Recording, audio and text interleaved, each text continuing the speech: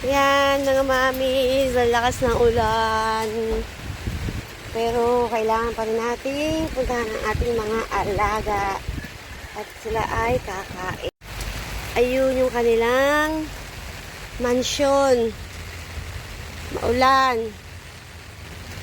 Yung kanilang pupo. Pero okay naman, natuyo naman na siya eh. Ngayon, hindi ako maglilinis. Yan.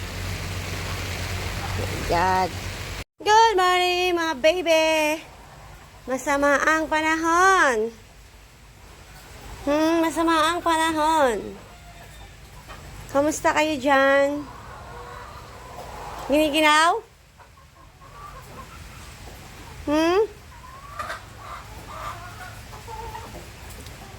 So, ayan mga mamis, masama yung panahon dahil di ba may bagyo nga ngayon, Monday. Hindi muna tayo maglilinis. Lalagyan lang natin muna ng ipa yung kanilang pupo nang hindi bumaho para matuyo. Yan. Kasi wala rin tayong pag-ano ng pupo. Hindi siya mabibilad o ma-expose sa hangin. Kaya may tendency siyang bumaho. Diyan, hindi siya mapapasa. So, nakayang-yang pa din siya. Kaya sabuhin lang natin siya ng ipa.